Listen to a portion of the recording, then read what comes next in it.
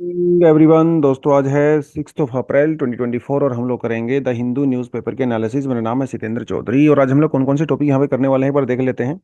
Precision agriculture बहुत ही ज़्यादा important topic है। एग्रीकल्चर वाले सेक्शन से मेंस में यहाँ से पहले ही एक बार क्वेश्चन आ चुका है, दोबारा से भी आ सकता है, तो इसको थोड़ा ध्यान से आपने देखना है। ये हम लोग करने वाले हैं द हिंदू बिजनेस लाइन से। द हिंदू बिजनेस लाइन से एक और टॉपिक हम लोग करने वाले हैं मिलेट के बारे में। हालांकि जो बच्चे काफ़ी टाइम से ये डीएनए देखते हैं उनको तो ये टॉपिक के बारे में शायद थोड़ा पहले से अच्छे से पता भी होगा, लेकिन जो नए बच्चे हैं अभी, जो पिछले 4-5 महीने में 2 महीने में जुड़े हुए हैं, उनके लिए बिल्कुल नया टॉपिक है, तो इसके बारे में बात करेंगे। बहुत इंपॉर्टेंट टॉपिक है ये भी, स्पेशली मेंस के परस्पेक्टिव से। उसके अलावा एक प्रीलिम्स के परस्पेक्टिव से टॉपिक हमारा आता है इंडियन एक्सप्रेस से, जो कि यूनिवर्स के मैप की बात करता है। इसके बारे में बात करेंगे। प्रीलिम्स के परस्पेक्टिव से भी काफ़ी अच्छा टॉपिक है। अगर आप स्पेशली 2025 में अटेम्प्ट दे रहे हैं तो बहुत इंपॉर्टेंट है। Apart from that, United nation human right जो काउंसिल है उसके बारे में बात करेंगे, क्योंकि इसराइल के रिगार्डिंग यहाँ पे एक वोट हुआ था जिसमें इंडियन ने वोट नहीं किया है, तो उसके बारे में बात करेंगे। ये भी प्रीलिम्स और मेंस दोनों के परस्पेक्टिव से इंपॉर्टेंट है, ज़्यादा प्रीलिम्स के परस्पेक्टिव से।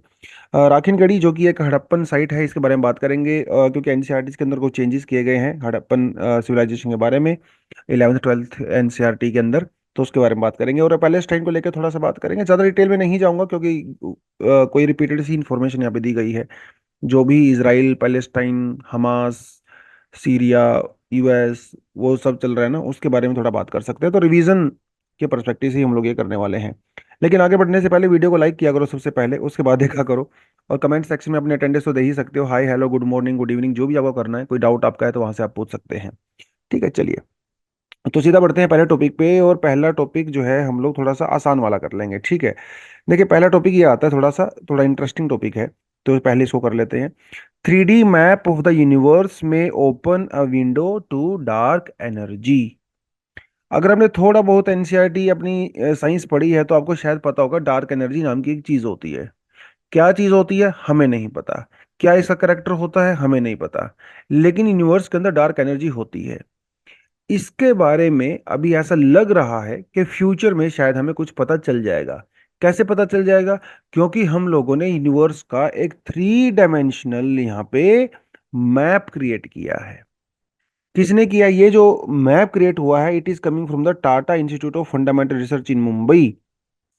ठीक है जी। और इसको उन्होंने बनाया कैसे? By dark energy spectroscopic instrument, तो इसका नाम ही है देसी। कितना अच्छा नाम रखा हुआ है, डार्क एनर्जी स्पेक्ट्रोस्कोपिक इंस्ट्रूमेंट देसी। इस इंस्ट्रूमेंट का यूज करके इन्होंने बनाया है यूनिवर्स के 3D मैप को। ठीक है जी। 11 बिलियन ईयर्स तक की डिटेल यहाँ पे डाली गई है, मतलब पिछले 11 बिलियन ईयर्स में हमारे यूनिवर्स कैसे कैसे एक्सपेंड हुआ, कहाँ पे भैया कौन सी गैलेक्सी है, कहाँ पे कौन सा स्टार है। बेसिकली ना, एक ये गूगल मैप के जैसा है। अभी आपके पास पूरे यूनिवर्स का एक 3D मैप है, आप कहीं भी जाना चाहो तो वहीं पे जा सकते हो। मतलब ऐसे पॉसिबल नहीं है, बट वर्चुअली तो जा ही सकते हैं ना। तो उसके बारे में बेसिकली इन्होंने यहाँ पे बताया है। तो पहले थोड़ा सा हल्का सा इस टेलीस्कोप के बारे में आप जो डेफिनेटली जान सकते हो कैसे काम करता है। देखिए, सीधी सी बात है, जो जितने भी स्टार्स होते हैं, गैलेक्सीज होती हैं, इनसे लाइट तो निकलती ही है, राइट। और लाइट को ही हम लोग ऑब्जर्व करते हैं। तो हल्की सी भी लाइट अगर कहीं से आ रही है ना, मिलियंस ऑफ ईयर्स दूर जो भी गैलेक्सीज हैं, क्वासर्स वगैरह हैं, जो भी है जहां से लाइट सोर्स होता है। देखिए, प्लेनेट के अंदर लाइट नहीं होती है, लेकिन जो क्वासर्स होते हैं, गैलेक्सीज होती हैं, स्टार्स होते हैं, उन सबसे लाइट निकलती है। तो वहां से जो भी लाइट आती है, हम उसे यहाँ पे इस देसी इंस्ट्रूमेंट के अंदर रिसीव करते हैं। फिर बाद में स्पेक्ट्रोस्कोपिक टेक्नोलॉजी का यूज करके हम लोग क्या करते हैं, उसका एग्जैक्ट डिस्टेंस अर्थ से कितना है, उसकी एग्जैक्ट लोकेशन कितनी है, वो हम लोग काउंट करते हैं। और उसके बेसिस पे हम लोगों ने पूरा का पूरा मैप बनाया हुआ है। ठीक है, तो ये एकदम बिल्कुल प्रिसाइज डिस्टेंस कि भाई अर्थ से फलाना स्टार कितनी दूर है, फलानी गैलेक्सी कितनी दूर है, कितनी स्पीड से दूर जा रही है, वो सब यहाँ पे चेक किया जाता है। और इस इंस्ट्रूमेंट से कुछ खास सीक्रेट हमें शायद पता चल सकते हैं। एक सीक्रेट खास बेसिकली जो ये है कि भाई यूनिवर्स किस रेट से एक्सपेंड कर रहा है। ठीक है, देखिए, हमें लगता, लोगों को ऐसा लगता था, एक्सपर्ट्स को भी, साइंटिस्ट को भी, हमें भी, कि जब यूनिवर्स धीरे धीरे ना स्लो डाउन हो रहा है बिग बैंग की घटना के बाद, शायद ये धीरे धीरे स्लो हो रहा है। लेकिन ऐसा है नहीं। 3.2 million light years distance travel करने के बाद यूनिवर्स पहले के कंपैरिजन में 68.5 किलोमीटर पर सेकंड से ज्यादा एक्सपेंड करता है। ये क्या बात हुई? इसका मतलब हमारे यूनिवर्स में कुछ ऐसा फोर्स है जो इसको एक्सपेंड कर रहा है। लेकिन हमारे यूनिवर्स में एक ऐसा फोर्स भी है जो कॉन्ट्रैक्ट करता है। कॉन्ट्रैक्ट मतलब चीजों को अंदर की तरफ पुल करता है, और कुछ ऐसा चीज है जो उनको पुश करता है। तो बेसिकली यही पूरा खेल चल रहा है। अब कॉन्ट्रैक्ट कौन करता है? वो होती है हमारी ग्रेविटी। ग्रेविटी चीजों को अट्रैक्ट करती है, क्लोज लेके आती है। अगर ग्रेविटी ही इतनी स्ट्रोंग चीज होती तो पूरे का पूरा यूनिवर्स कॉन्ट्रैक्ट हो रहा होता। लेकिन वो दूर जा रहा है। इसका मतलब कुछ फोर्स ऐसा है जो एंटी ग्रेविटी काम कर रहा है, जो एक्सपेंशन कर रहा है। और डेफिनेटली वो वाला फोर्स ग्रेविटी से तो स्ट्रोंग होगा, इसलिए वो एक्सपेंड कर पा रहा है। उस फोर्स को हम लोग कह रहे हैं यहाँ पे डार्क एनर्जी। और ये डार्क एनर्जी में कोई बहुत पहले से नहीं पता, अभी पिछले रिसेंट कुछ ईयर्स की ही डिस्कवरी है ये। तो डार्क एनर्जी एक ऐसी एनर्जी है, एक ऐसी फोर्स क्रिएट करता है यूनिवर्स के अंदर, जो उसके एक्सेलरेशन को स्पीड अप कर रहा है, जो एक एंटी ग्रेविटी फोर्स है बेसिकली। तो हमारा यूनिवर्स स्लो डाउन होने की बजाय फास्ट हो रहा है। और ये एक मिस्टीरियस फोर्स है, क्योंकि इसके बारे में अभी अभी तक कुछ भी नहीं पता। और एक फिर हमारा आ गया डार्क मैटर। तो यानी कि जो बड़े बड़े स्टार्स होते हैं, बहुत बड़े स्टार्स होते हैं, मैसिव स्टार्स होते हैं, जिनका मास हमारे सन से 3 टाइम्स ज्यादा होता है। मैसिव स्टार्स जो होते हैं, वो जब एंड में उनका फ्यूल खत्म हो जाता है, एंड में फ्यूल खत्म हो जाता है, तो वो जो है डार्क मैटर का यूज करके, यानी कि डार्क मैटर में कन्वर्ट हो जाते हैं। तो एक तरह से कह सकते हैं ब्लैक होल में कन्वर्ट हो जाते हैं बेसिकली। ठीक है, ब्लैक होल में कन्वर्ट हो जाते हैं। सो हमारा यूनिवर्स डार्क एनर्जी और डार्क मैटर से बना है। जो भी चीजें हमें दिखाई दे रही हैं इस यूनिवर्स के अंदर, जो भी gases, planets, galaxies, stars, everything that we see, वो हमारे यूनिवर्स के अंदर, पता कितना आपको? 100 में से भैया 68 इधर से माइनस कर लीजिए, 27 इधर से माइनस कर लीजिए। ठीक है, 95% वो डार्क एनर्जी और डार्क मैटर है। सिर्फ 5% ही ऑर्डिनरी मटेरियल है, जिसके अंदर सारी गैसेस, प्लैनेट, स्टार सब कुछ आ गया। और इस 95% के बारे में तो हमें कुछ पता भी नहीं है। ये कैसा दिखता है, क्या इसका करेक्टर होता है, हाँ ये हमें पता है कि ये भी एंटी ग्रेविटी है। लेकिन इसकी डायरेक्ट ऑब्जर्वेशन आज तक भी नहीं हो पाई है। ये एक रिपल्सिव फोर्स है, अट्रैक्टिव फोर्स नहीं है। एंटी ग्रेविटी काम करता है। तो ये थोड़ी थोड़ी चीजें आपको इसके बारे में पता होनी चाहिए। ठीक है जी, चलिए। India abstains from the UNHRC vote that called upon Israel for the immediate ceasefire in तो बेसिकली पाकिस्तान ने जो एक रेजोल्यूशन इंट्रोड्यूस किया था यूनाइटेड नेशन जनरल असेंबली में, तो उसे कहा मतलब यूएनएचआरसी के अंदर। और ये जो पाकिस्तान ने किया था इसको रेजोल्यूशन को, ये किया गया था on the behalf of organisation of Islamic corporation. ठीक है। और उन्होंने कहा था कि इसराइल में इमीडिएटली सीज फायर होना चाहिए, और इसराइल वहां पे हम गाजा के अंदर ह्यूमन राइट वायलेशन कर रहा है, उस बेसिस पे इंडिया ने कहा भैया देखो हम तो वोट नहीं करेंगे। तो हम अब्सटेन हो गए। अब्सटेन का मतलब ये होता है कि आपने वोट किया ही नहीं, ना तो आपने हाँ बोला, ना उसके फेवर में, ना उसके अगेंस्ट में बोला, उसे अब्सटेन कहते हैं बेसिकली। बेसिकली 4 रेजोल्यूशन थे, जिनमें से सीज फायर वाले मामले में इंडिया ने अब्सटेन कर दिया। बाकी तीनों पे इंडिया ने सपोर्ट किया है। वो इंडिया ने पहले भी सपोर्ट किया हुआ है। उन सपोर्ट में ये रहता है भैया, पहले तो देखो इंडिया इंडिया ने जिसमें सपोर्ट किया है, एक तो इनका यह कहना है कि भी पैलेस्टीनियन लोगों को सेल्फ डिटर्मिनेशन मिलना चाहिए। मतलब इंडिया टू नेशन थ्री में बिलीव करता है। इंडिया चाहता है कि पैलेस्टीनियंस लोगों के लिए पैलेस्टाइन एक सेपरेट कंट्री होना चाहिए। ये हमारा स्टैंड शुरू से ही रहा है, ये चेंज नहीं हुआ है। एक रेजोल्यूशन जो इंडिया ने यहाँ पे सपोर्ट किया है वो ये है कि भाई जो सीरिया के अंदर ह्यूमन राइट वायलेशन होता है, सीरिया का एक जगह है जिसका नाम है गोलन हाइट्स। ठीक है, इसको इसराइल ने कैप्चर किया हुआ है 1967 के बाद से। इंडिया हमेशा से ये कहता है कि इसको खाली कर देना चाहिए, इसराइल यहाँ पे इलीगल ऑक्यूपेशन करके बैठा हुआ है। ये इंडिया का शुरू से स्टैंड है, और इसमें हम लोग आज भी टिके हुए हैं। एक और जो स्टैंड है इंडिया का वो ये है, इंडिया शुरू से ही मानता है कि इसराइल ने पैलेस्टाइन, यानी कि जो वेस्ट बैंक की आप बात कर सकते हैं, वहां पे इलीगल ऑक्यूपेशन किया हुआ है, सेटलमेंट किया हुआ है। आज भी हम लोग इसी बात को सपोर्ट करते हैं कि यस, इसराइल वहां पे इलीगली रह रहा है। तो 3 मामलों में हम लोग सपोर्ट करते हैं। अभी सीज फायर मामले में हम लोगों ने ना यस बोला ना ना बोला। क्यों नहीं बोला? क्योंकि इसमें एक तो ये बड़ी बात है कि हमास को क्रिटिसाइज नहीं किया गया है। ठीक है, हमास ने जो 7 अक्टूबर को वहां पे किया, बिल्कुल अब तो विटनेस भी सामने आ रहे हैं कि हाँ भैया वहाँ उन्होंने रेप भी किए, तो ह्यूमन राइट वायलेशन हुआ है हमास ने। तो हमास को यहाँ पे किसी भी तरह से क्रिटिसाइज नहीं किया। और ये पूरी लड़ाई अभी देखो, वैसे तो लड़ाई बहुत लंबे से चल रही है, अभी प्रेजेंट जो एस्केलेशन है वो इसराइल की तरफ से नहीं हुआ था, वो हमास की तरफ से हुआ था। क्योंकि पहला अटैक उन्होंने किया था, लोग वहाँ पे पार्टी कर रहे थे, एक कॉन्सर्ट चल रहा था, वहाँ पे लोग गए, इनसेंट लोगों को मारा, उसमें बुजुर्ग भी आ गए, तो बच्चे भी आ गए, महिलाएं भी आ गई, उनका रेप हुआ, सेक्सुअल वायलेशन हुआ, वो सब चीजें। तो हमास को ये सब करने के बावजूद भी क्रिटिसाइज नहीं किया गया। हाँ, मानते हैं कि इसराइल ह्यूमन राइट वायलेशन कर रहा है, इसमें कोई डाउट नहीं है। जब लड़ाई होती है तो फिर आप ये चीजें तो होंगी ऑफ कोर्स, ठीक है। और इसराइल जिस तरह का स्टेट रहा है, तो अपनी अथॉरिटी को बहुत ज्यादा फोर्सफुली एक्सर्ट करता है। तो इंडिया ने कहा कि भाई देखो, क्योंकि आपने हमास को सपोर्ट नहीं किया, तो इसलिए मैं इसमें उसको क्रिटिसाइज नहीं किया, तो मैं नहीं करूंगा। Bangladesh, China, Maldives, UAE, Indonesia ने इस रेजोल्यूशन की फेवर में वोट किया। उसके अलावा अमेरिका ने, जर्मनी ने और कई दूसरी कंट्री ने इसके अगेंस्ट में वोट किया। जापान और फ्रांस ने वो इंडिया की तरह अब्सटेन रहना ही पसंद किया। ना हमने हाँ बोला ना हमने ना बोला।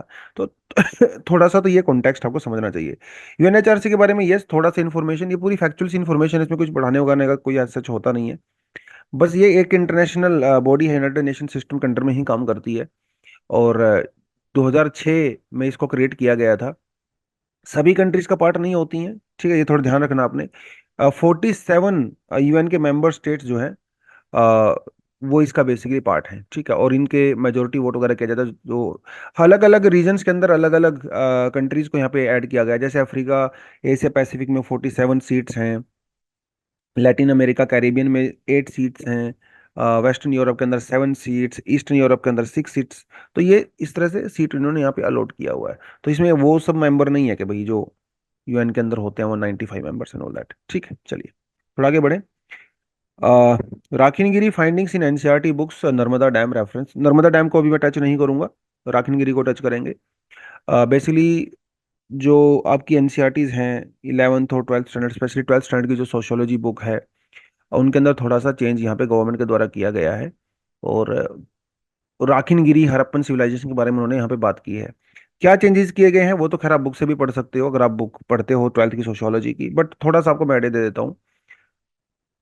अभी तक जो माना जा रहा था, या अभी तक जो हम लोगों ने पॉपुलर बुक्स में पढ़ा है, ठीक है, वो यही पढ़ा है। मैं ये नहीं कह रहा कि वो 100% सच था, कोई नहीं कह रहा ये 100% सच था, जबकि जो नई डिस्कवरी हो रही है कि वो कह रहे हैं कि उसके अंदर काफी ज्यादा मिलावट किया गया था। क्योंकि देखिए, आप देखिए, बात करते हैं आर्यन इन्वेजन थ्योरी की बात करते हैं। मोस्टली एक्सपर्ट आज पूरी दुनिया में, चाहे वो इंडिया के हो चाहे वो फॉरेन के हो, आर्यन इन्वेजन थ्योरी को मिथ मानते हैं। क्योंकि ये कहानी क्रिएट की गई थी, ऐसा एक्चुअली हुआ नहीं था। कहीं किसी भी साइट पे किसी वॉर का एविडेंस नहीं मिलता है that was between Aryan and the Harappan people.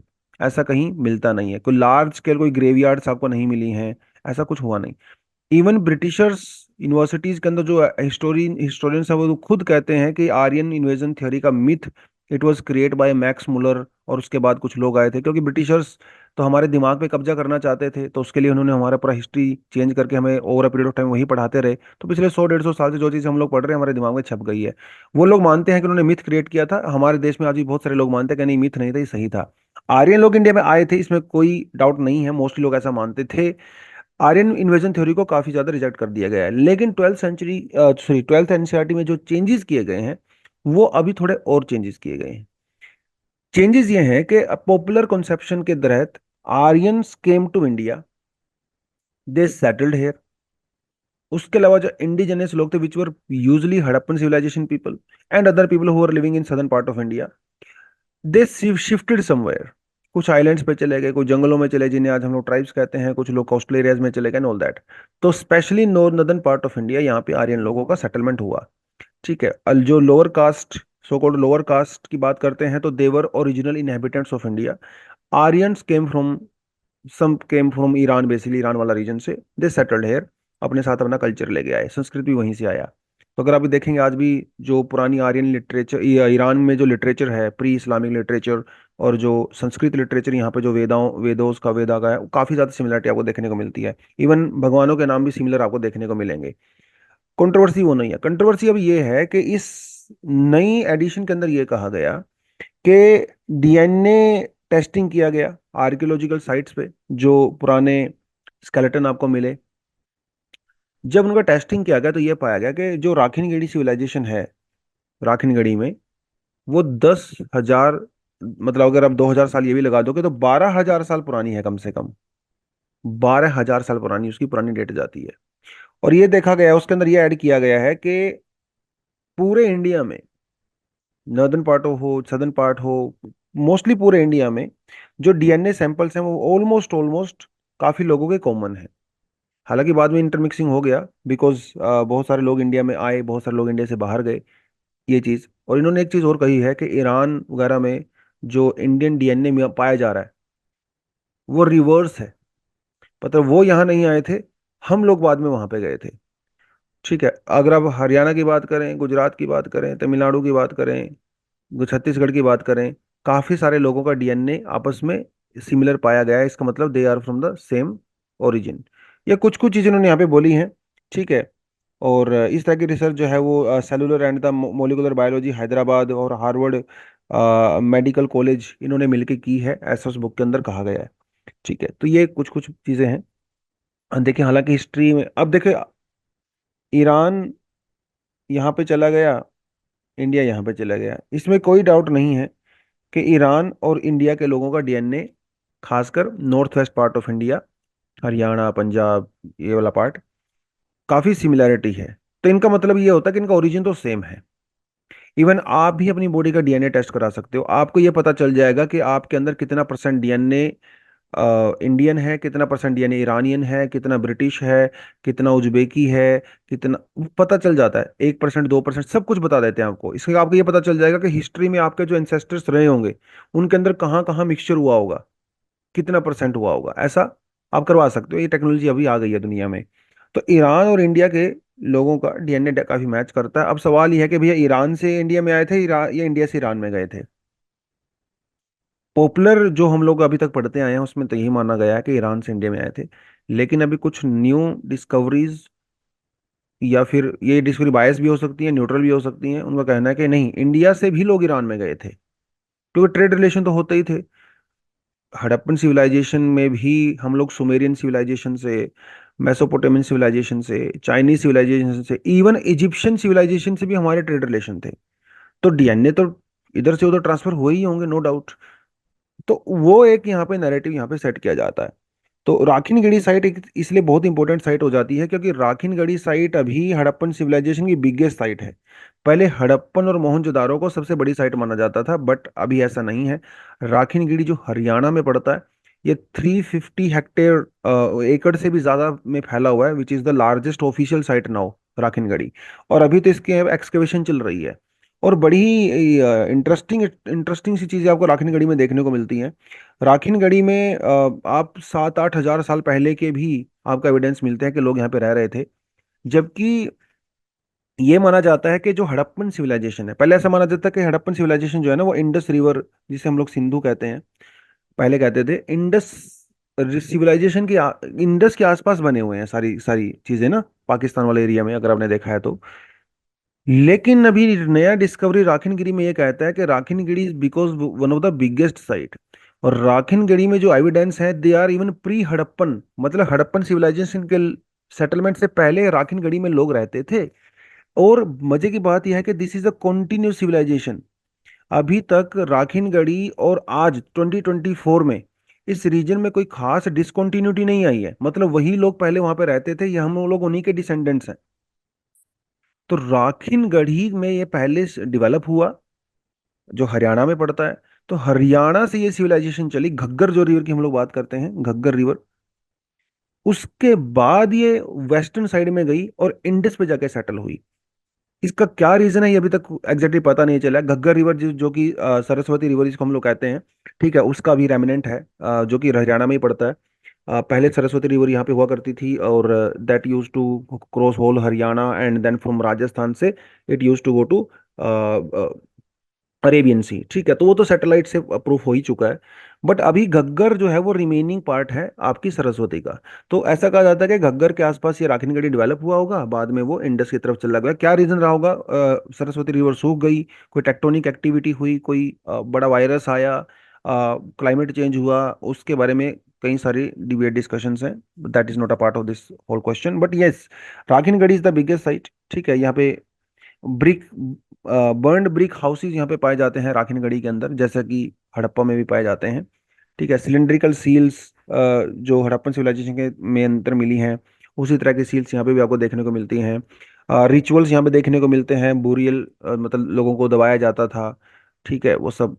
तो बेसिकली इनका ये कहना है कि भाई देखिए, टेराकोटा शील bangles, copper objects, animal figures, toy cart वगैरह, वो सब यहाँ पे मिला है। तो it was a well settled, ठीक है, एक हंसती खेलती एक सिटी हुआ करता था राखीनगढ़ी। और मजे की बात है, यहाँ पे जो लोग रहते हैं वो उनके डीएनए एग्जैक्टली मैच करते हैं इन्हीं लोगों से।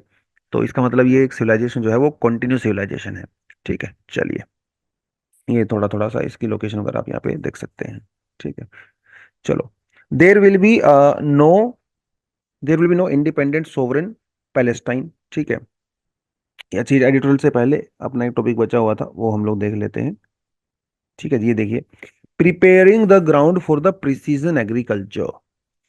विदेशों में प्रिसीजन एग्रीकल्चर किया जाता है। जब देखिए, आप ना कभी रिकॉर्ड उठा के देखना कि अमेरिका में, मान लो हम लोग वीट की बात करते हैं, अमेरिका में 1 एकड़ में कितना वीट होता है, और इंडिया में 1 एकड़ में कितना वीट होता है। जर्मनी में 1 एकड़ में कितना वीट होता है, इंडिया में 1 एकड़ में कितना वीट होता है। इसराइल में 1 एकड़ में कितना राइस होता है, इंडिया में कितना राइस होता है। कभी नहीं उठा के देखना। कॉटन, कोई कोई भी आप क्रॉप देख लीजिए इन डेवलप्ड कंट्री में, उनकी प्रोडक्शन सेम एरिया में इंडिया से 4 गुना, 5 गुना, 10 गुना होती है। लैंड तो हमारे पास भी है, लैंड उनके पास भी है, फर्टिलाइजर वही हम लोग यूज कर रहे हैं, लगभग लगभग वो वही यूज कर रहे हैं। तो ऐसी क्या खास बात है कि उनकी प्रोडक्टिविटी इतनी ज्यादा हाई है हमसे? है ना, कुछ तो रीजन रहा होगा। अब वो रीजन है प्रिसीजन एग्रीकल्चर। वो प्रिसाइज एग्रीकल्चर करते हैं। प्रिसाइज मतलब हल्का सा ना इधर ना उधर, जितना चाहिए उतना ही करते हैं, कोई वेस्टेज नहीं करते। अगर किसी प्लांट को 5 ग्राम फर्टिलाइजर चाहिए तो उसको 5 ग्राम ही मिलेगा, उसको 10 ग्राम नहीं देंगे भाई हम लोग। प्रिसाइज मतलब एग्जैक्ट एग्रीकल्चर। और वहां पे तो अभी लोग प्रिसाइज एग्रीकल्चर से भी आगे जा चुके हैं। वो लोग तो अभी फार्म टू फोक की बात कर रहे हैं, जो कि उससे भी एक एडवांस लेवल आगे चला गया।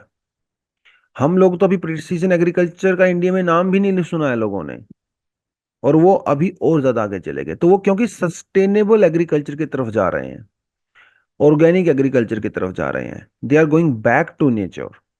ठीक है, ताकि केमिकल फर्टिलाइजर्स का मिनिमम यूज करना पड़े, क्योंकि they are very health concerned.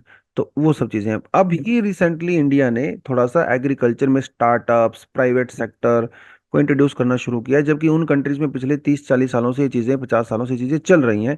इसीलिए वो आज इस लेवल पे पहुंच गए।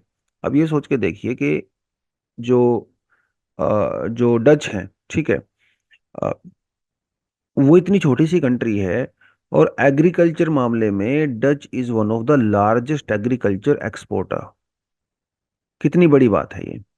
छोटा सा कंट्री है, लार्जेस्ट एग्रीकल्चर एक्सपोर्टर है, क्योंकि वहां पे इतने हाई लेवल की प्रिसीजन एग्रीकल्चर की जाती है, इतनी हाई लेवल की। ठीक है, अच्छा, डच तो मैं उस कंट्री का पुराना नाम ले रहा हूँ, अगर आपको उसका नया नाम पता है तो बताओ फिर। ठीक है, और डच इंडिया में भी आए थे, डच ईस्ट इंडिया कंपनी, है ना, ब्रिटिशर से, अंग्रेजों से पहले तो यही आए थे। तो इसको अभी प्रेजेंट में क्या बोलते हैं, जरा कमेंट सेक्शन में बताएं। तो अभी इंडिया ने जो है कुछ 750 करोड़ का आसपास स्टार्टअप्स वगैरह के अंदर रूरल एंटरप्राइजेज एग्रीकल्चर सेक्टर में थोड़ा इंट्रोड्यूस करने की कोशिश की है सरकार ने। इंडिया में 5, देखिए, एग्रीकल्चर में अभी भी बहुत सारे एरियाज ऐसे हैं जिसपे काम नहीं हुआ है, जिसपे काम करके पैसा बनाया जा सकता है। जैसे हम लोग हर साल 500 मिलियन टन एग्रीकल्चर रेजिड्यू वो अभी भी वेस्ट करते हैं। इसमें 50,000 करोड़ का पोटेंशियल है। तो जो नए नए स्टार्टअप्स हैं, एग्रीगेशन मशीनरीज हैं, आज भी वो लोग यहाँ पे पैसा बना सकते हैं। ठीक है, तो प्रिसीजन एग्रीकल्चर के बारे में, यस, आपको पढ़ना चाहिए। एग्रीकल्चर इंपॉर्टेंट पार्ट है, और आप अपने नोट्स के अंदर इसको डेफिनेटली ऐड करें। तो बेसिकली मैंने आपको जैसे बताया, precision agriculture precise application of everything.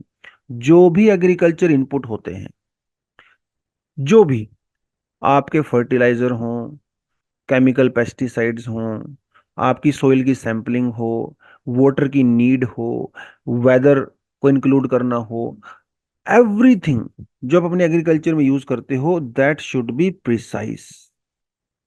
भाई तभी तो प्रोडक्टिविटी बढ़ेगी, क्वालिटी भी तो बढ़ेगी, प्रॉफिटेबिलिटी भी तो बढ़ेगी, वो सब चीजें। तो इसमें लेटेस्ट से लेटेस्ट टेक्नोलॉजी का यूज किया जाता है। रिमोट सेंसिंग का यूज कर रहे हैं, जीपीएस का यूज कर रहे हैं, जीआईएस का यूज कर रहे हैं। इसमें क्या होता है ना, जैसे खेत होता है आपका, अब उन कंट्री में क्या है ना, बड़ी बड़ी लार्ज लैंड होल्डिंग्स होती है। हमारे यहाँ पे छोटे छोटे तो नहीं होते, उनके पास आधा बीघा 2 बीघे, उनके तो हजारों एकड़ की जमीन होती है। तो वो लोग क्या करते हैं, अपनी पूरी लैंड को ना ऐसे छोटे छोटे पार्ट्स में डिवाइड कर देते हैं। अब मान लो कि ये 1000 एकड़ का प्लॉट है, तो छोटे छोटे पार्ट में इसको ऐसे डिवाइड कर देते हैं, एक एक एकड़ के प्लॉट में कर देते हैं। अब एक एक, अब यहाँ वाला जो 1 एकड़ है इसकी जरूरतें अलग हैं भाई, यहाँ वाला है इसकी जरूरतें अलग हैं, इस बीच वाले की रिक्वायरमेंट अलग है, इसकी रिक्वायरमेंट अलग है। हो सकता है यहाँ वाले को वाटर की कमी हो सकता है दूसरे वाले में किसी न्यूट्रिएंट्स की कमी हो, ऐसा हो सकता है। तो ये लोग क्या करते हैं, बिल्कुल लो कॉस्ट सेंसर्स ऐसे हर खेत के अंदर थोड़ी थोड़ी दूरी पे सेंसर्स लगाते हैं। ये देखे लगे हुए ना सेंसर्स, इस तरह के कुछ होता है, मशीनें, सेंसर्स एंड ऑल दैट। तो ये क्या करते हैं, टाइम टू टाइम सैंपल्स लेते रहते हैं खुद ही अपने आप, सोइल से, वाटर से, nutrient and everything, weather conditions क्या है, और वो सब डेटा कलेक्ट करके फार्मर को या ऑर्गेनाइजेशंस को सेंड कर देते हैं। तो उनको एग्जैक्टली पता होता है कि उनके खेत में एक्चुअली क्या जरूरत है, कितने पानी चाहिए भैया आपको, कितना फर्टिलाइजर चाहिए, कितना पेस्टिसाइड चाहिए, क्या दिक्कत आपको आ रही है, ठीक है। तो जब इतनी एग्जैक्ट प्रिसाइज आपको हर चीज पता होगी, तो आपको ये भी पता होगा कितना यूज करना है। तो इनपुट भी उतना ही यूज किया जाता है जितना एग्जैक्टली उस पौधे को चाहिए होता है। ये होता है प्रिसाइज एग्रीकल्चर, इसे कहते हैं प्रिसीजन फार्मिंग। एडवांटेज तो है ही है, प्रोडक्टिविटी बढ़ती है, आपकी सोइल की डिग्रेडेशन भी नहीं होता है, क्योंकि आप फर्टिलाइजर, केमिकल, पेस्टिसाइड का बहुत मिनिमम यूज करते हो, है ना। एक्सेसिव केमिकल यूज करने से बच जाते हो, टेक्नोलॉजी का यूज आप बेटर तरीके से करते हो, आपका ग्राउंड वाटर कंटेमिनेट नहीं होता है क्योंकि आप पेस्टिसाइड कम यूज कर रहे हो। नाइट्रेट लीचिंग बहुत कम होती है। नाइट्रेट लीचिंग मतलब जो हम लोग यूरिया यूज नहीं करते हैं, यूरिया के अंदर नाइट्रेट ही तो होता है। तो जब हम लोग ज्यादा यूरिया डाल देते हैं तो हमारी वाटर बॉडी में चला जाता है, यूट्रोफिकेशन हो जाता है, पॉल्यूशन हो जाता है, कंटेमिनेशन हो जाता है। तो इसमें क्योंकि हम लोग यूरिया बहुत कम यूज कर रहे हैं, तो वो सब लीचिंग या कंटेमिनेशन वो भी नहीं होता है, राइट। तो ये एक प्रिसाइज एग्रीकल्चर का एडवांटेज होता है। हालांकि कुछ डिसएडवांटेज भी हैं इसके, लेकिन ये डिसएडवांटेज जो है ना, वो इंडिया जैसी इकोनॉमी के लिए है, ये उनके लिए नहीं है। कि देखिए इसकी हाई कॉस्ट होती है और वहां पे तो लोग अफोर्ड कर सकते हैं हाई कॉस्ट को। अभी एक्सपर्ट्स की एडवाइस आपको चाहिए होती है टाइम टू टाइम, क्योंकि इतना सारा डेटा एक किसान को तो नहीं समझ में आएगा। हमारे यहाँ पे तो किसान वैसे भी इलिटरेट हैं मोस्टली, तो उनको तो कैसे समझ में आएगा। तो ये चीजें हैं अभी जिसका डिसएडवांटेज है ऑफ कोर्स। और हमारे यहाँ पे लैंड होल्डिंग बहुत छोटी छोटी है, ठीक है, पुअर इंफ्रास्ट्रक्चर है, फार्मर्स को उतना नॉलेज नहीं है इन चीज़ों के बारे में, ठीक है। सबसे बड़ी बात तो ये तो लैंड होल्डिंग बहुत कम है और गरीबी भी है, ठीक है। नई टेक्नोलॉजी को लेके हम बहुत ज़्यादा वेलकम भी नहीं करते हैं अनफॉर्चुनेटली, और इन्वेस्ट करने के लिए इतना पैसा भी नहीं है। छोटे किसान हैं सभी के सभी, कैसे करेंगे। तो सरकार की तरफ से हो, चाहे हमारा यहाँ हिस्टोरिकल जो लैंड स्ट्रक्चर बना हुआ है उसकी तरफ से हो, किसानों की तरफ से हो, बैंकिंग्स की तरफ से हो, टेक्नोलॉजी की तरफ से हो, तो इसलिए हम लोग चीज़ों में लैग करते हैं। One of the best fertile soil मानी जाती है कि वो इंडिया, पाकिस्तान, इस इंडो गैंगेटिक रीजन में पाई जाती है, ऐसा माना जाता है। उसके बावजूद भी यहाँ की जो प्रोडक्टिविटी है, that is one of the lowest. इसका रीजन यही है कि हम लोग आज भी वैसे ही खेती बाड़ी कर रहे हैं लगभग लगभग जैसे 50 साल पहले कर रहे थे, ठीक है। तो ग्रीन रेवोल्यूशन के बाद चीज़ें चेंज हुई, थोड़ा मॉडर्नाइजेशन आया, लेकिन वेस्ट में आपको पता ही है कि वो लोग एक कदम आगे रहते हैं टेक्नोलॉजी के मामले में, तो उससे बहुत आगे चले गए हैं प्रिसीजन एग्रीकल्चर। अब वो प्रिसीजन एग्रीकल्चर से भी आगे चले जा रहे हैं, हम लोग अभी वही। तो वो सब हम लोग डेफिनेटली कुछ ना कुछ कर सकते हैं, ठीक है। तो इंडिया तो इससे बेनिफिट होगा ही of course. Modern farm management बढ़ेगा, क्रॉप की क्वालिटीज बढ़ेंगी, क्वालिटी ऑफ लाइफ इंप्रूव होगा, फूड सेफ्टी, प्रॉफिटेबिलिटी, वो मतलब जितनी अच्छी अच्छी बातें हैं ना, आप सब यहाँ पे लिख सकते हो बेसिकली, ठीक है। चलिए, हाँ। तो curtains came down on the international year of the millet. तो 2023 आपको पता ही है कि international year of the millet celebrate किया गया था, और अभी इसको ऑफिशियली एंड कर दिया गया है। तो मिलेट क्या होते हैं आपको अच्छे से पता है भाई। मिलेट मतलब जो कि जिसे हम लोग यूजली मोटा अनाज बोलते हैं, ठीक है। हालांकि जो वीट की अगर बात करें, अगर आप साइज साइज की बात करें तो वीट का साइज ज्यादा होता है, फिर भी हम लोग मिलेट्स को मोटा अनाज बोलते हैं। हालांकि इनका स्मॉल सीडेड ग्रास होते हैं, इनके जो सीड्स होते हैं काफी छोटे होते हैं, ठीक है। जैसे आप बाजरा, रागी, कंगनी, चेना, कुतकी, कोदन कुतकी वगैरह, ये ज्यादा आपको ना मध्य प्रदेश में देखने को मिलता है।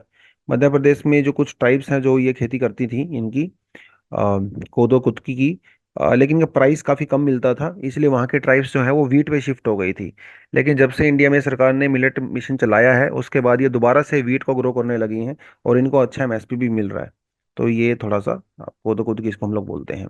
तो मिलेट्स का तो बड़ा महत्व रहा है हमारे इतिहास में। हमारे दादा परदादा बुजुर्ग जो हैं वो मिलेट के ही खाया करते थे भाई। ये तो बाद में जो है वीट ज़्यादा कंज्यूम करने लगे, है ना। कोस्टल एरिया में तो खैर पहले से ही राइस ज़्यादा ही चलता था, बट फिर हम लोग ज़्यादातर राइस और वीट के ऊपर ही फोकस्ड हो गए। उसमें दिक्कत यह है कि राइस और वीट के अंदर न्यूट्रिशन वैल्यू बहुत ज़्यादा नहीं है। तो धीरे धीरे हम लोगों ने अनफॉर्चुनेटली मिलेट्स को छोड़ दिया। बाद में ऐसी मार्केटिंग भी की गई बहुत सारी कंपनीज के द्वारा कि ये जो मोटा अनाज होता है तो बहुत गरीब लोग खाते हैं, वो सब चीज़ें करके डाल दिया गया। तो एक दिमाग में घुस के बैठ गया कि बाजरे की रोटी खाने वाला आदमी जो है पिछड़ा हुआ है। ऐसा बैठ गया दिमाग में लोगों के, वो वीट खाने लगे। जबकि वीट और बाजरे की रोटी खाओगे तो जमीन आसमान का फर्क है उनके न्यूट्रिशन वैल्यू में, इवन टेस्ट में भी। तो वो सब चीज़ें बड़ी, तो इकोनॉमिकली बहुत बेनिफिट है मिलेट्स का। मल्टीपर्पज होता है भाई, ठीक है। इसके अंदर आपको बहुत ज़्यादा इनपुट की रिक्वायरमेंट नहीं होती है अगर आप इसको ग्रो करते हो तो, ठीक है, कहीं भी हो जाता है। जो ड्रोट प्रोन एरियाज हैं वहाँ पे भी हो जाता है। रेन फेड एरियाज में है जहाँ पे बारिश कम होती है या इरिगेशन होती नहीं आर्टिफिशियल, तो वहाँ पे आप डेफिनेटली ये सब लगा सकते हो। प्रोटीन्स, फाइबर्स, मिनरल्स, विटामिन कूट कूट के भरे होते हैं इनके अंदर, ठीक है। इसका जो ग्लाइसेमिक इंडेक्स है वो कम होता है, मतलब ग्लूटन फ्री होता है। आपका ग्लूकोज लेवल इंक्रीज नहीं करता, आपका बीपी कंट्रोल में रहता है ना। और आपकी डाइट भी तो डाइवर्सिफाई डाइवर्सिफाई होती है ना। आप बचपन से वीट और राइस कंज्यूम करते रहते हो तो डाइवर्सिफिकेशन भी तो चाहिए, है ना। उड़ीसा में जो मिलिट मिशन हम लोगों ने चलाया है वहाँ की पर कैपिटा इनकम इंप्रूव हो रही है कई सारे डिस्ट्रिक्ट में स्पेशली। रोटेशनल क्रॉपिंग को डेफिनेटली ये एनहेंस करता है, ठीक है। तो बेनिफिट तो बेनिफिट ही बेनिफिट है बेसिकली मिलेट को ग्रो करने का।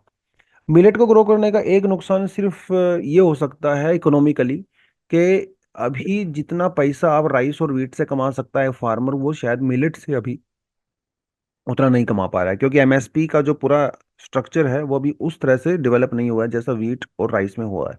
तो इसलिए ये चैलेंजेस भी हैं। एक, क्योंकि वीट और राइस पे हम लोगों ने इंडस्ट्रियल रेवोल्यूशन के बाद इतना फोकस किया है, तो उसके ऊपर रिसर्च भी हुई है। रिसर्च करने से हम लोगों ने वीट और राइस की हाई क्वालिटी सीड्स हम लोग ग्रो करते हैं, जिसे हम लोग हाई यील्डिंग वैरायटीज बोलते हैं। रोज रोज नया नया डिस्कवर करते हैं। यहाँ पे नहीं कर पाए क्योंकि यहाँ पे अब तक ज़्यादा रिसर्च हुआ ही नहीं है, राइट। और पब्लिक इन्वेस्टमेंट कम है। वो सारी चीज़ें तो ऑफ कोर्स यहाँ पे चैलेंज बहुत बड़ा है ही। पैसा वैसा तो है नहीं आपके पास, तो इन्वेस्ट कैसे करोगे, है ना। और कंज्यूमर के पास भी अवेयरनेस ज़्यादा नहीं है अभी भी।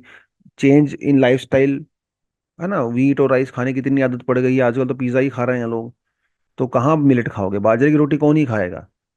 बट ये है कि ये चीज़ें और ज़्यादा बताने की जरूरत है कि भैया बाजरे की रोटी या जो मिलेट्स हैं, मिक्स्ड मिलेट आटा भी आता है आजकल, तो खाने बहुत हेल्दी होता है। थोड़ा सा शुरुआत में आपको टेस्ट थोड़ा अजीब लग सकता है क्योंकि आपको आदत नहीं है। तो उन सब चीज़ों की वजह से ना लोग उतना ज़्यादा इसकी तरफ अट्रैक्ट है नहीं, मिलेट्स वगैरह की तरफ। स्टोरेज की हमारे यहाँ पे दिक्कत है, प्रोसेसिंग की दिक्कत है, क्योंकि इंफ्रास्ट्रक्चर थोड़ा कम ही है हमारे यहाँ पे, है ना। तो इसीलिए हम लोग क्या क्या कर सकते हैं, एक तो R&D कर सकते हैं ताकि मिलेट्स की जो सीड्स हैं वो हाई क्वालिटी सीड्स हैं जिनकी प्रोडक्टिविटी अच्छी खासी हो, है ना। लोकल लेवल पे हम लोग मार्केट्स को डेवलप यहाँ पे डेफिनेटली कर सकते हैं, है ना। ग्लोबल ट्रेड मिलेट के अंदर बढ़ा सकते हैं, स्मॉल बिजनेस उनको डेवलप कर सकते हैं। वो और जो हमारे यहाँ पे जेनेटिक वैरायटीज थी मिलेट्स की जो गायब हो चुकी हैं उनको दोबारा से रिवाइव कर सकते हैं। PIL स्कीम वगैरह हो गया, वो सब हम लोग कर सकते हैं। स्टार्टअप्स हो गए, प्राइवेट सेक्टर का इन्वॉल्वमेंट हो गया, वो डेफिनेटली हम लोग यहाँ पे कर सकते हैं, ठीक है। चलिए, there will be no independent sovereign Palestine. तो बेसिकली इन साहब का ये कहना है कि भाई देखिए, पहले हम लोग जब टू नेशन थ्योरी की बात करते थे तो टू नेशन थ्योरी में एक तरफ इजराइल आ रहा था, एक तरफ पैलेस्टाइन आ रहा था, ठीक है। इसमें इवन इजराइल और जो पैलेस्टाइन के अंदर जो ग्रुप्स हैं, ठीक है, उनके अंदर भी नेगोशिएशन चल रही थी। कई बार उनके बीच में पिछले कुछ सालों में मीटिंग वगैरह भी हुई थी, और they were trying to find a common ground basically. ठीक है, पैलेस्टाइन के अंदर जो वेस्ट बैंक की हम लोग बात करते हैं, जो वहाँ पे सरकार है वो उतनी ज़्यादा रिजिड नहीं है, उतनी ज़्यादा, तो थोड़े कोऑपरेटिव ही है बेसिकली वो लोग तो। अब इस वॉर के बाद ये सब नेगोशिएशन खत्म। अगर 10% चांस था separate state as a Palestine, तो वो 10% चांस भी अभी शायद 1% ही रह जाएगा। ठीक है, देखिए, पूरे का पूरा इसराइल पैलेस्टीनियंस को मिल जाएगा ये तो नहीं हो सकता था, ये तो सब मान ही चुके थे। इसलिए बहुत सारे अरब स्टेट्स भी इसराइल के साथ कोलैबोरेट कर रहे थे आजकल। लेकिन जो चांस था एक, अब वो चांस भी आपका गया।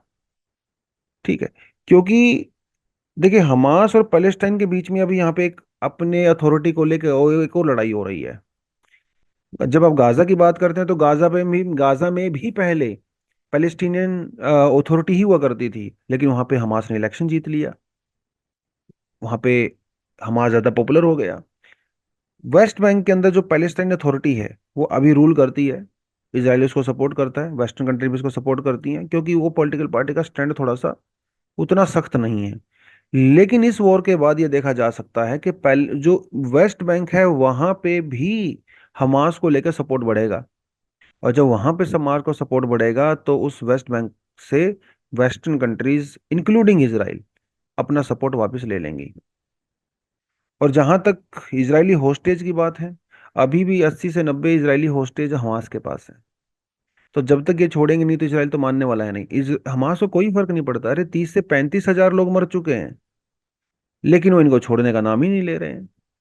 उनको लगता है शायद इनको पकड़ के रखेंगे तो इंटरनेशनल कम्युनिटी सीज फायर करवा देगी, ये दबाव बनाएगी। तो इसराइल वाले तो किसी का दबाव सुनते ही थोड़ी ना, सुनना होता तब तक सुन चुके होते। 30 35 हजार लोग मर चुके हैं, इनोसेंट गाजा में जो रहने वाले लोग थे, लेकिन हमास उनको छोड़ नहीं रहा है। तो ये भी समस्याएं हैं, क्योंकि आप जब इतना रिजिड हो जाते हो किसी भी तरह की नेगोशिएशन बेसिकली खत्म हो जाती हैं। और एक डर ये भी बना हुआ है कि कहीं ये जो कन्फ्लिक्ट है वो थोड़ा कहीं और ना फैल जाए। जैसे अभी सीरिया की बात करें तो सीरिया में जैसे सीरिया के अंदर भी जो ग्रुप है हिजबुल्ला वगैरह का, उन्होंने इसराइल के ऊपर रॉकेट वगैरह छोड़े, इसराइल ने बदले में कार्रवाई करी। और इवन जो ईरानियन एम्बेसी थी वहाँ पे, उनके भी कुछ ऑफिशियल्स मारे गए। तो ये ऐसा ना हो कि अभी मामला बढ़ता चला जाए। ठीक है, उधर से सीरिया, लेबनान, और फिर इजिप्ट के ऊपर भी दबाव बनेगा कि भैया आप भी आइए, है ना, इस कन्फ्लिक्ट के अंदर। बल्कि इजिप्ट आना नहीं चाहता है दूर दूर से भी, क्योंकि इजिप्ट और Iran Israel they have a decent relations. 1979 के ट्रीटी इनकी हो चुकी थी, पीस ट्रीटी।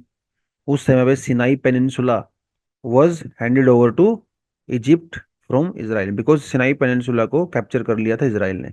तो उनके बीच में तो ठीक ठाक से रिलेशन है, कोई दिक्कत नहीं है। सो यही अब समस्या ये बनी हुई है कि इस पूरे मामले में कौन फंस गया? जो पैलेस्टीनियंस थे। जो एक चांस था उनका सोवरेन पैलेस्टाइन का, वो चांस भी अभी मतलब खत्म, just because of this activity of Hamas, ऐसा इनका कहना है।